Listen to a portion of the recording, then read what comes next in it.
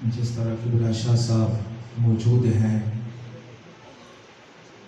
محفل کے اندر ایک روحانیت، نورانیت ہونی چاہیے تھی،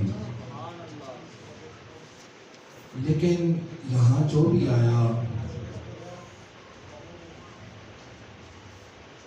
ایک خاص مقصد کے لیے، کسی نے من کو راضی کیا، کسی نے رب کو راضی کیا۔ ٹائم جتنا ہو چکا ہے، گزر گیا ہے، اور اعلان بھی ہوا کہ حضور شاہ صاحب بھی ارشادات فرمائیں گے، تو میں کبھی نہ بولتا، اس لیے کہ اکثر حضرات جمعے پہ ناچیز کی گفتگو سنتے رہتے ہیں، لیکن مجھے دکھ ہوا اس بات کا کہ شوال کا مہینہ ہے، محفل کے تلاوت سے لے کر اب تک شہدائے احد کا نام نہیں لیا گیا۔ 70 شہداء اس مہینے کی 15 تاریخ کو جانوں کا نذرانہ دے کر، اسلام کی ابیاری کر کے رب کے پاس پہنچ گئے۔ تو محفل میں اور سٹیج پہ آ کر ہمیشہ کے لیے وہ بات نہ کیا کریں جس سے ہمیں داد ملے اور امداد ملے، بلکہ یہاں پر آ کر حضور علیہ السلام کی اس لوٹی ہوئی امت کو وہ بات بتائیں کہ جس سے ہمارے عقائد درست ہوں۔ قسم با خدا، ہمارے جوان بچے، یہ ایک دل کا درد ہے، ایک دکھ ہے، ایک المیہ ہے کہ یہاں پر جب بیان کا وقت ہوتا ہے ہم لوگوں کو نیند آ جاتی ہے، اکثر حضرات اٹھ کے چلے جاتے ہیں، اور وہ 10 سے 15 دن بدعقیدہ لوگوں کی صحبت میں رہتے ہیں، اور 15 دن کے بعد ان کے گھر کی چھت پہ علم لگا ہوتا ہے۔ یہ اس مجلس کا اثر ہوتا ہے، اور ہمارے پاس علماء کو سننے کے لیے وقت ہی نہیں ہے، ہمیں موقع ہی نہیں دیا جاتا، اور خدا کی عزت کی قسم ہمارے سٹیجز پر ایسے اشعار پڑھے جاتے ہیں کہ حسین تیرے غم میں کائنات روتی ہے، اور ذکر اہل بیت میں خدا کی ذات روتی ہے۔ یہ ہمارے سٹیجز پہ پڑھے جاتے ہیں کہ خدا روتا ہے۔ کس خدا کی بات کر رہے ہو؟ وہ خدا روتا ہے۔ اور جب اصلاح کا وقت آتا ہے وہ لوگ اٹھ کے گھروں میں چلے جاتے ہیں، اور جو بیٹھے ہوتے ہیں ان کو نیند آ جاتی ہے۔ خطیب کیا کرے؟ اور اگر یہی صورتحال ہماری رہی تو یہ چند دن کی بات ہے۔ یہ اللہ والے ہیں تو ان کے ملفوظات سے لوگ عمل کر کے رائے راست پہ چل رہے ہیں، لیکن جو ہماری حالت ہو چکی ہے اللہ ماشاءاللہ ہم بدعقیدگی کی طرف جا رہے ہیں۔ یہ میں نے بات اس لیے کی کہ امیر حمزہ رضی اللہ تعالیٰ عنہ کی شہادت اس مہینے میں ہے۔ 70 صحابہ کرام شہید ہوئے، اور یہ ایک غزوہ احد نہیں ہے، علامہ صاحب تشریف فرما ہے 7 بڑی جنگیں اس مہینے کے اندر ہوتی ہیں۔ غزوہ کینوکا، غزوہ سلیم، غزوہ حمرات الاسد، غزوہ خندق، غزوہ حنین، غزوہ احد اور غزوہ طائف، یہ 7 معرکے اور غزوے اس مہینے پہ ہوتے ہیں، جسے ہم لوگ یاد کرنے کے لیے تیار ہی نہیں ہے۔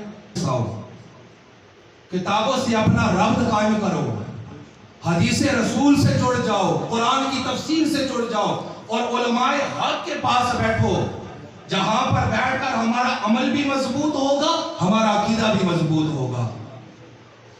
اور حضور علیہ السلام کے غلاموں، یہ جو تھا نا غزوہ احد شریف، اس کے بارے میں یاد رکھیں کہ اللہ تبارک و تعالی نے میرے اور آپ کے نبی کو دفاعی اعتبار سے، فوجی اعتبار سے، جنگی اعتبار سے وہ عظیم سیرت اور کردار عطا فرمایا کہ آقا علیہ السلام کے دنیا کے سب سے بڑے سالار اعظم کے منصب پر فائز ہوئے۔ سبحان اللہ. اور یہ جو لفظ اعظم ہے نا، یہ جڑتا ہی حضور کی ذات سے ہے. آپ رسول ہیں تو رسول اعظم، آپ نبی ہیں تو نبی اعظم، اور آپ سالار ہیں تو سالار اعظم.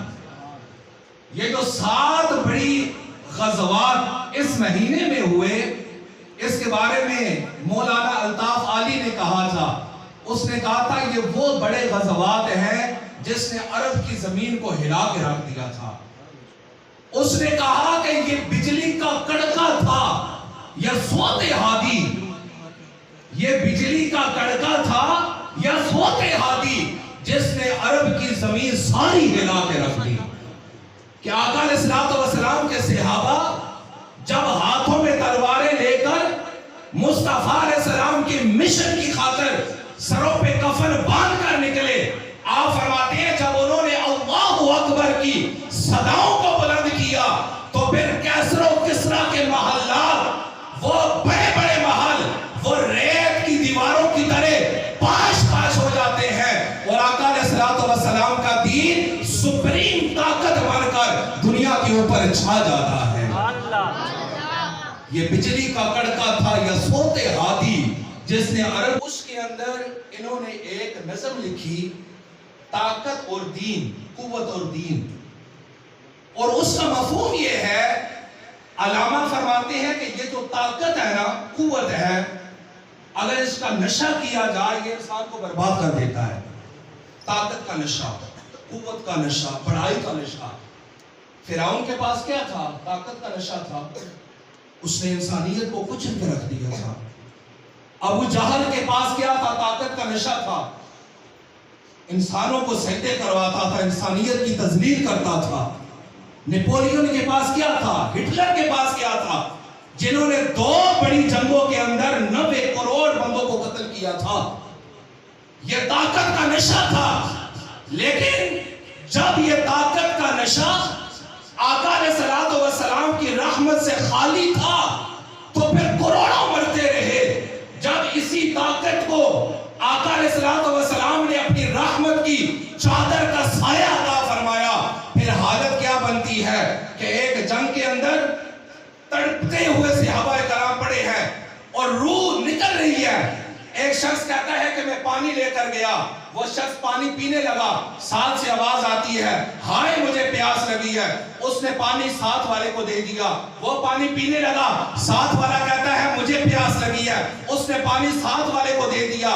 تاریخ اٹھا کر پڑھے، 7 بندوں کے پاس جب پانی بدل بدل کے آتا ہے، وہ کہتا ہے جب میں پہلے کے پاس پہنچتا ہوں میں دیکھ کر حیران رہ جاتا ہوں، وہ 7 کے 7 بندے جام شہادت نوش کر جاتے ہیں. یہ کیا تھا؟